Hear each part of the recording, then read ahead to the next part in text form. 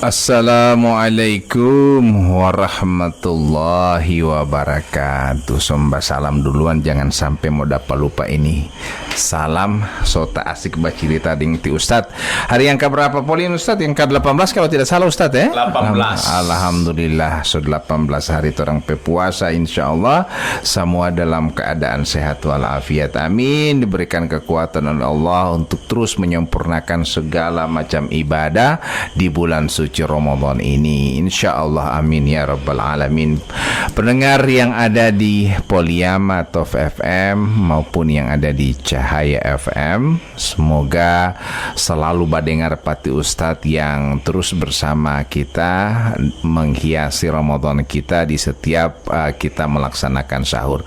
Masih banyak waktu untuk kita pergunakan, baik untuk mempersiapkan sahur-sahur untuk ibu-ibu. Saya menyapa dulu ibu-ibu rumah tangga yang sementara siap-siap untuk sahur, yang sudah membangunkan, dan biasanya dia bolota kepala angi, artinya mau kas-kas bangun dia bota hemembahe ulangi, artinya tipe itu sahur abu ti boleh bangun lolio dia bangun woi sahur. Anak-anak juga seperti itu, artinya kasihan ibu-ibu ini. Tetap kita orang mesti acungi jempol luar biasa pengorbanannya. Insya Allah ibu-ibu yang sementara terus membangunkan sahur dengan cara apapun, artinya dengan cara apapun itu Ustadz malah bobong wae buti atamuti aalo, artinya dia meramu supaya makanan ini bisa menarik karena suasana sahur buti Ustadz luar biasa. Apa dia antara makan dengan tidak apalagi mau untuk boti linang yang nguhu itu inde sudah lopo.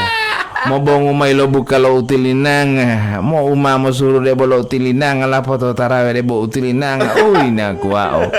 Makanya sang istri ini merubah setiap keadaan menu supaya hati butia anak-anak, artinya keluarga bersemangat untuk menyantap sahur. Itu artinya perjuangan ibu-ibu untuk merangsang anak-anak, suami dan keluarga semuanya untuk bersahur dengan menu-menu yang walaupun sederhana tapi sangat menarik.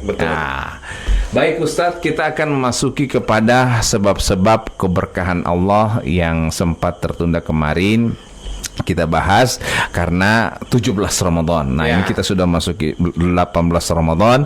Insyaallah kita akan masuk pada topik yang akan kita bahas adalah keberkahan Allah Subhanahu wa taala. Tafadhal Ustaz. Baik. Bismillahirrahmanirrahim. Assalamualaikum warahmatullahi wabarakatuh. Waalaikumsalam. Alhamdulillahi rabbil alamin wal aqibatu lil muttaqin wa la udwana illa 'alal zalimin. Asyhadu an la ilaha illallah wahdahu la syarikalah wa asyhadu anna Muhammadan abduhu wa rasuluh la nabiyya ba'dah. Allahumma salli wa sallim wa zid wa barik ala sayyidina Muhammadin wa ala alihi wa sahbihi wa man sara ala nahjihi wa iktafa atharahu ila yaumi al-qiyamah. Para pendengar Poliama Top FM Gorontalo dan juga Cahaya FM Bualemo yang insyaallah kita semua ditemukan atau berjumpa dengan bulan suci Ramadan dalam keadaan sehat walafiat. Alhamdulillah, kita bersyukur kepada Allah Subhanahu wa taala pada pagi hari ini kita bisa berjumpa kembali dalam kegiatan bingkai Ramadan, dan kita sudah membahas tentang diantara sebab-sebab keberkahan, dan kita akan lanjutkan pembahasan kita dari sebab-sebab keberkahan itu adalah doa, ya. Jadi sesuatu itu akan menjadi berkah, itu semuanya adalah doa kita. Ya. Jadi sebagaimana kita senantiasa berdoa pada saat kita di bulan Sya'ban, Allahumma barik lana fi Rajab wa Sya'bana wa balighna Ramadan. Ya Allah, berikanlah keberkahan kepada kami dan pada bulan Rajab dan Sya'ban, dan sampaikanlah kami pada bulan suci Ramadan. Jadi yang kita cari itu apa? Keberkahan dalam bulan suci Ramadan. Ya, keberkahan pada bulan Rajab dan bulan Sya'ban, ya. Karena apa? Bulan Ramadan ini adalah bulan yang penuh berkah. Namanya juga bulan suci, ya. Bukan berarti kita hanyalah orang-orang yang suci yang bisa berpuasa di bulan suci Ramadan. Namun orang-orang yang penuh bergelimang dosa dan maksiat, dia akan menjadi suci ketika selesai dari bulan suci Ramadan tersebut. Baik. Doa akan menjadi salah satu sebab datangnya berkah dari Allah Subhanahu wa taala, Ustaz ya. Nah, perintah Allah adalah ud'uni astajib lakum. yakin dulu dengan itu. Ya. Kadangkala orang bertanya, "Uti ana berdoa berulang-ulang debo ditolong."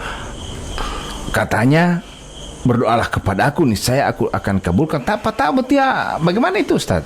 Iya. Kadang ada orang berdoa, ya Allah, tapi kemudian tidak, ya Allah sembuhkanlah penyakitku ya Allah, tapi tidak sembuh-sembuh juga. Tapi begini, doa itu memang senjata bagi orang-orang yang beriman. Tetapi Allah Subhanahu wa taala mengabulkan doa itu dengan 3 cara. Cara yang pertama, Allah kabulkan doanya. Apa yang dia minta Allah kabulkan. Iya. Atau cara yang kedua, Allah kabulkan tapi dia tidak dikabulkan lewat doanya tersebut. Namun Allah jauhkan dia dari keburukan. Iya. Misalnya begini, dia minta rezeki, tapi Allah tidak berikan rezeki. Allah jauhkan dia berbagai macam bala. Berarti doanya dikabulkan oleh Allah, tapi diganti dengan dijauhkan dari segala macam keburukan. Iya. Atau yang ketiga, Allah tidak kabulkan, Allah juga tidak jauhkan dari keburukan. Tapi yang ketiga, sebagai investasi dia, tabungan dia di akhirat kelak. Jadi ketika kita berdoa kepada Allah, orang mengatakan, "Ya Ustadz, saya ini sudah banyak berdoa, sudah lama saya berdoa, bahkan bertahun-tahun saya berdoa, namun Allah tidak mengabulkan doa saya."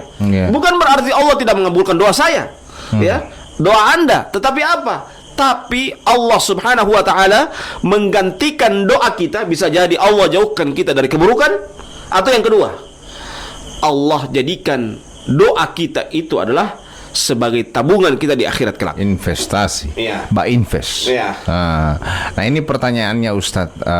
Bulan puasa ini, kita di bulan suci Ramadan ini, ada orang yang bertanya kepada saya ya Ustadz ya, atau mungkin juga para pendengar Cahaya FM maupun Poliamatov FM ingin tahu sebenarnya apakah ada waktu-waktu istimewa untuk berdoa supaya kita orang berdoa ini segera dikabulkan oleh Allah, atau di setiap saat saja, atau ada waktu-waktu tertentu untuk kita berdoa supaya kita orang berdoa ini diterima oleh Allah Subhanahu wa taala. Baik.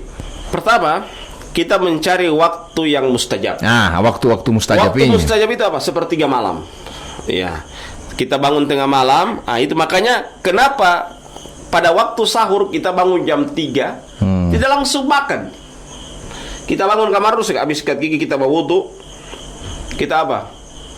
Kita sholat malam dulu. Kita doa dulu, berdoa dulu, kita baca Quran dulu. Nanti sudah jam 4 baru kemudian kita sahur. Maksudnya apa? Kenapa Allah pilihkan waktu sahur itu adalah waktu mustajab doa? Ya, wabil asharihum yastaghfirun. Orang-orang yang bertakwa kepada Allah, orang-orang yang soleh, ya, mereka pada waktu-waktu sahur itu apa? Mereka beristighfar kepada Allah Subhanahu wa taala. Karena waktu itu adalah waktu yang mustajab doa. Karena waktu itulah yang dimana Allah Subhanahu wa taala akan mengabulkan doa-doa kita. Iya.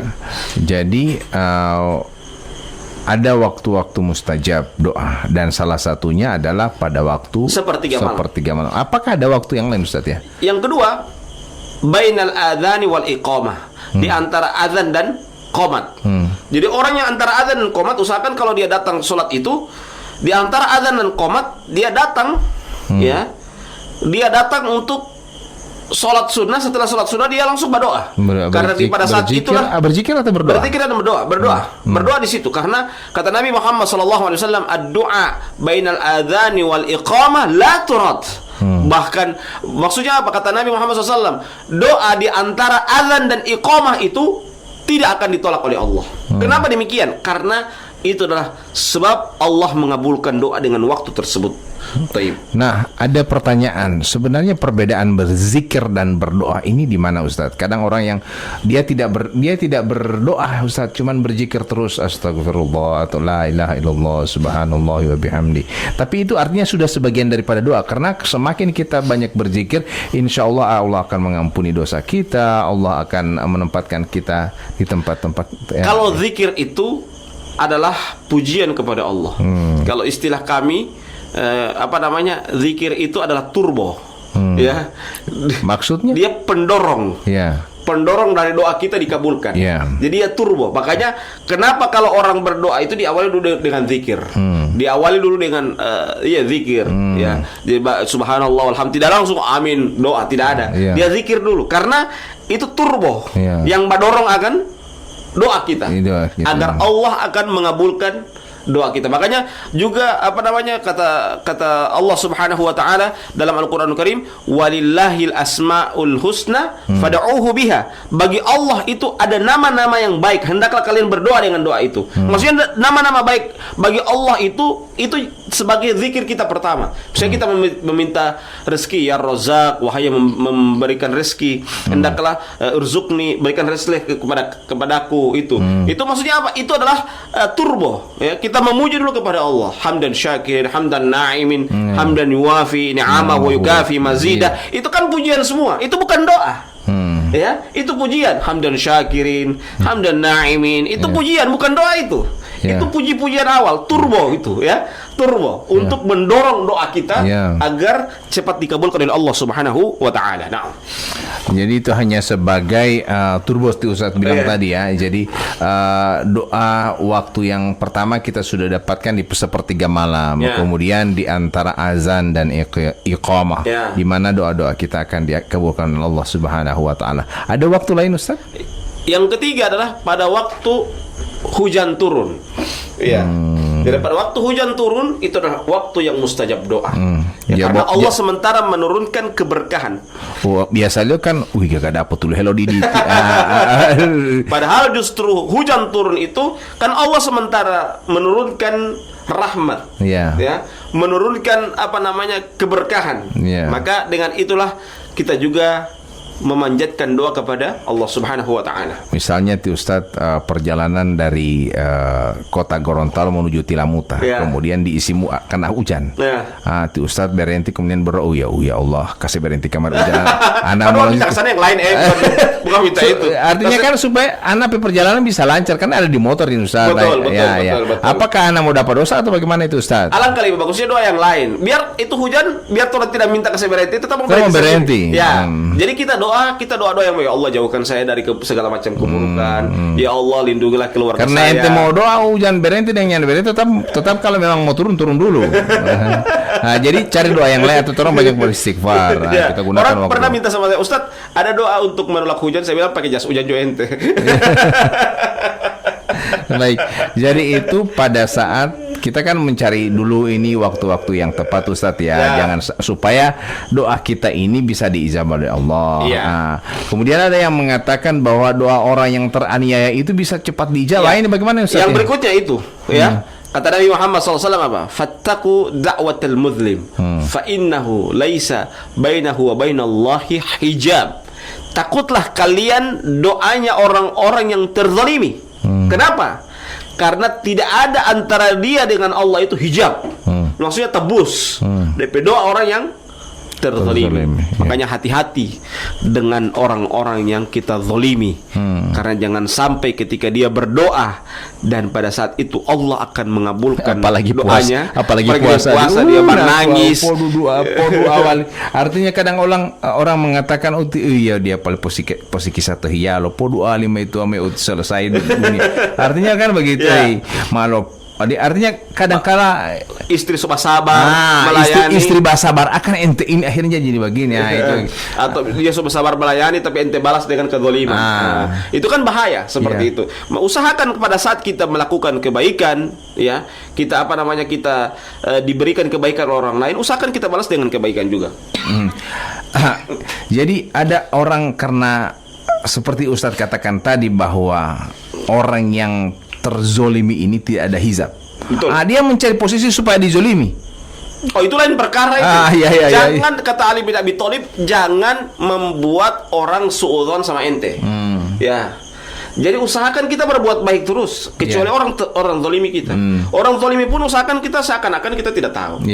Biarkan Allah biar Allah membalas, dan biarkanlah kita sendiri untuk meminta doa kepada Allah. Jangan pernah mengeluh kepada manusia. Karena kadang-kala kalau kita salah mengeluh, malah justru akan menjadi adu domba. Kita terasa terzalimi, biarlah kita sabar. Kita hanya mengeluh kepada Allah. Biar Allah yang akan membalas. Ya. Jadi kadang-kala kan ada orang dizalimi oleh si A. Dia curhat sama si B. Akhirnya si B ini bilang sama si A dengan curhat kita. Akhirnya jadi makalai kita dengan si A. Ya, itu kan kadang-kala orang tidak perhatikan dengan hal yang demikian. Tapi kalau kita curhat kepada Allah, ya Allah, saya dihamba. Apa salah saya? Dia menzalimi saya. Banyak ya. Ya. Jadi begini Ustaz, orang yang terzolimi memang insya Allah kita akan dijauhkan dari menzalimi orang lain. Betul. Nah, dalam pergaulan bisa saja ada yang membisikkan kepada kita. Misalnya Ustaz begini ya, BI tiga gara-gara hemoni kisah lemu, timah leo ditali. Akhirnya bilang, Odita uti po sabar ya, uting kehilam. Ini apakah saya ketika mengatakan bahwa bata atau BI, ini apakah saya dapat dosa? Memang dia menyiksa diri saya, Ustadz. Nah, dia siksa saya pe diri. Akhirnya saya bersabar. Akhirnya atas kesabaran saya ini orang melihat bahwa dia dapat musibah. Ketika dia dapat musibah, orang bisikan ke saya, itu gara-gara basiksa PNT, akhirnya dia kena musibah. Dan akhirnya saya katakan, alhamdulillah. Nah, itu harusnya jangan dibilang alhamdulillah. Cuman kan harusnya yang ada pada dirinya itu adalah kasihan ya. Ya, kita bersyukur dan kita berdoa semoga Allah jauhkan dari segala macam keburukan. Jadi kalau kita melihat keburukan sama orang, bukan berarti peheto. Nah, itu yang saya takutkan ya. Boleh peheto. Boleh posisi salawi. Artinya ketika ada suami yang terjadi, misalnya suami menyiksa istri, kemudian dapat cilaka, akhirnya ilo de upalo tahu lo hugal. Itu boleh pugal ya. Itu tidak mau ya sabario. Ini bagaimana Ustaz ya? Bagaimana ini Ustaz? Jadi ketika kita melihat keburukan, yang pertama kali kita lakukan apa? Kita berdoa semoga Allah jauhkan kita dari keburukan yang dia lakukan itu. Yang kedua, ketika kita melihat keburukan, kita banyak istighfar. Apalagi kalau dia menzalimi kepada kita dan Allah sudah kabulkan doa kita, kita banyak istighfar. Kita jangan terlalu bangga. Oh, itu karena kita berdoa itu. Baru kita bilang orang-orang kita dapat doakan dia, Allah suka kabulkan kita berdoa sabu. Bukan lagi begitu, Ustaz. Dia bikin pesta. Syukuran atas musibah yang dia karena selama ini kan dia justru bertahun-tahun dia sabar, akhirnya sampai boleh tahale.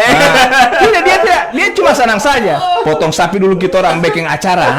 Artinya pala tahu Ustaz ya. Acara kemenangan dari kezaliman. Bagaimana itu Ustaz? Kan ada orang seperti Ustaz.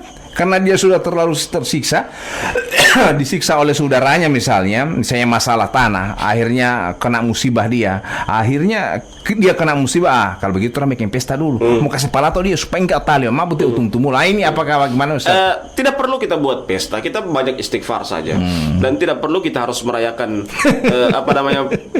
bentuk balas dendam kita. Tidak perlu ya. Jangan sampai justru dia poli berdoa ente porni joli.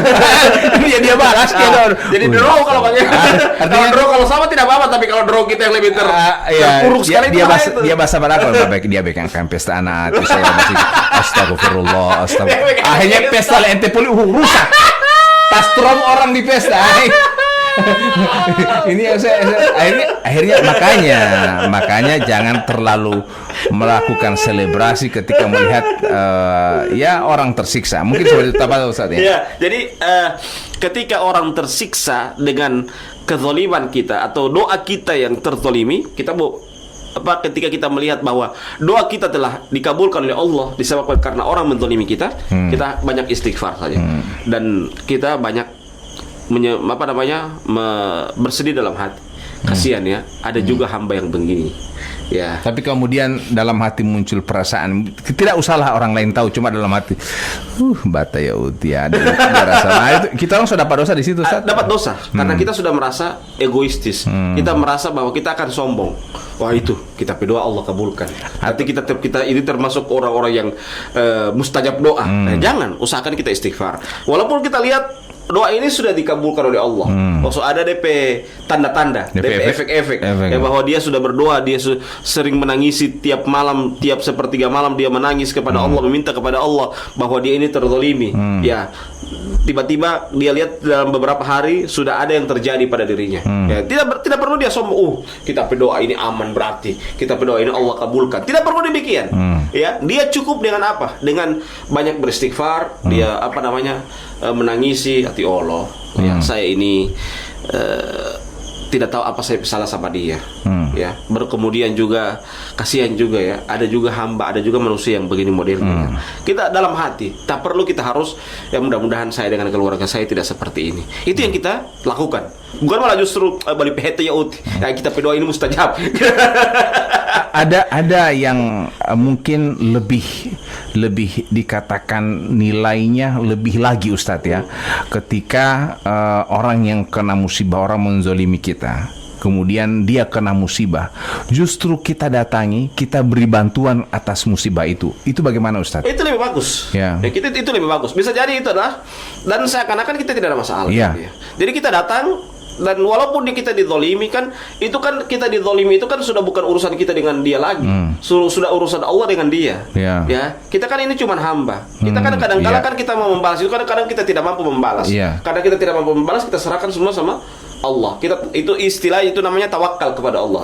Contoh begini, Ustadz ya, ada saudara kita dipukul oleh orang lain. Karena dipukul dia memar, dilaporlah ke penegak hukum. Akhirnya baku bawa di polisi ini, Ustadz. Akhirnya yang memar ini luka-luka. Dari pihak keamanan tinggal tergantung pembicaraan saja. Tergantung orang yang luka ini, dia maafkan ente, atau kalau dia maafkan ente bebas. Tapi kalau ente dia tuntut terus, ente kena. Akhirnya yang luka ini memaafkan. Nah, ini posisinya bagaimana, Ustadz? Apakah di hadapan Allah dia ini mulia atau bagaimana, Ustadz? Tafadhol. Ya. Karena banyak yang seperti itu, Ustadz ya. Sudah misalnya ente ti Ustadz atau dalam 2 tahun motor. Lapatau kemudian ente cilaka ti Ustadz. Orang yang cilaka ini tidak bertanggung jawab. Akhirnya dia dapat polisi, dia kasih masuk di Polres misalnya. Tiba di Polres dia panggil ti Ustadz, bagaimana Ustadz? Ente mau tuntut atau nyanda? Saya bilang sudah, namanya cilaka juga tidak ada yang saya. Ini posisinya ya seperti itu, yang kehilasan seperti itu yang mau dicari, Ustadz ya. Jadi kadangkala itu ada namanya dalam kitab itu namanya qawaidu fis sabr. Kita ada aturan atau kaidah-kaidah dalam bersabar. Kadangkala ketika Allah menguji kepada kita, Allah menguji langsung, kita bisa sabar. Tapi kadangkala Allah menguji kita lewat manusia, kadangkala orang tidak bisa sabar. Sebenarnya itu ujian Allah. Tetapi ada ujian Allah langsung cash on carry, ada lewat manusia. Nah, kalau lewat yang langsung cash on carry kadang-kala orang bisa terima, tapi lewat manusia kadang-kala orang tidak bisa terima. Ya, jadi itulah bedanya. Maka oleh sebab itu apapun ujian mau lewat manusia ataupun langsung dari Allah, kita harus terima. Ya, kita harus ikhlaskan. Ya, jadi tinggal pengertian dari orang yang menzalimi ini.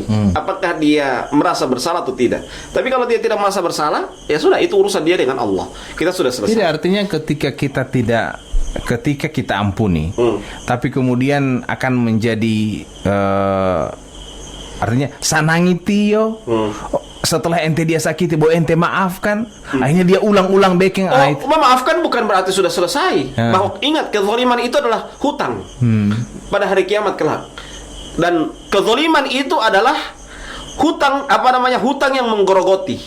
Bisa saja dia mohon maaf ya, bisa saja dia ketika dia menzalimi orang lain, dia akan mendapatkan sesuatu hal yang sangat berbahaya, dan itu akan menggerogoti dirinya sampai dirinya akan binasa.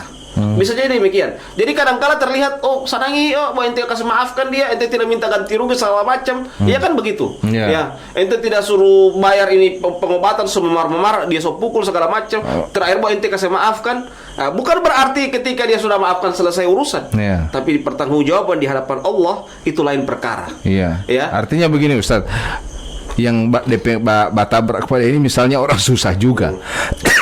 Ketika dia mau tuntut ke sana juga, apa saya punya ini saya ini mau tukang bentor. Ya. Jadi Pak bagaimana Pak, tipe semutan saya bentor sementara Bu itu saya pencarian. Nah ini bagaimana Ustaz? Apakah dia ilaskan oke ente pulang Jo biar Jo anak cilaka. Ini sementara kalau anak mau tuntut DP pencarian berhenti dia tak masuk. Ini bagaimana Ustaz? Iya, jadi minimal kita harus tinggal bicarakan baik-baik dari dua sisi. Ya, tinggal bagaimana ente pikirkan baik-baik. Ini namanya juga kecelakaan, tidak ada yang diminta-minta. Iya, tinggal kita bicarakan baik-baik bagaimana jalan keluarnya. Tidak merugikan saya dan tidak merugikan juga ente. Itu maksudnya. Sehingga saya mengerti bahwa Anda juga dalam keadaan susah, saya juga susah. Sehingga kita tinggal cari jalan tengah bagaimana caranya supaya kita dapat jalan yang terbaik. Jadi artinya Ustadz kita ini fokus kepada masalah doa-doa kita. Nah ini kita sudah bahas masalah doa kita yang kita mencari waktu-waktu yang mustajab. Di antaranya mustajab doa itu adalah orang yang dizolimi. Betul. Nah ketika kita termasuk orang yang dizolimi, kemungkinan kita akan berdoa kepada Allah, ya Allah bebaskan saya dari kezoliman ini. Betul. Tapi kemudian untuk mendoakan kepada orang yang menzolimi kita supaya disadarkan oleh Allah itu susah. Betul. Karena justru kita akan mendoakan, ya mudah-mudahan itu nggak rasa ini di sini apakah kita termasuk pada orang yang artinya doa kita ini akan diijabah oleh Allah? Apalagi di bulan suci Ramadan. Iya. Ini doa yang diijabah oleh Allah. Apalagi waktu sekarang, waktu sahur. Waktu yang mustajab. Coba bayangkan Allah sepertiga malam sementara musuh tio nyinyi hembo dua mangingi. Artinya Jadi dia sementara berdoa. Coba bayangkan Allah memilihkan bukan waktu pagi hari, bukan waktu malam hari beristighfar, tapi apa? Wabil asharihum yastaghfirun. Pada waktu sahur mereka beristighfar. Kenapa Allah pilihkan waktu sahur? Karena itu adalah waktu yang mustajab doa. Jadi karena Mama Denggu insya Allah ya, dan saya mau bahas mengenai ini doa ini yang mustajab ini masih banyak lagi. Masih Ustaz. banyak insya Allah. Waktu-waktu misalnya kita orang dekat dengan buka, kita orang berdoa juga waktu mustajab itu. Tapi kita orang akan bahas lagi pertemuan berikutnya insya Allah. Karena habis waktu orang semua bahas sahur oleh Ustaz ya. Karena jangan sampai semua tak lewat orang pe waktu mustajab. Bukan dapat doa terus. Sudah Pak tak lewat juga makan. Baik, kita tutup dengan bacakan doa kafaratul majelis. Subhanakallahumma bihamdika asyhadu an la ilaha illa anta astaghfiruka wa atubu ilaik. Wassalamualaikum warahmatullahi wabarakatuh. Selamat bersantap sahur.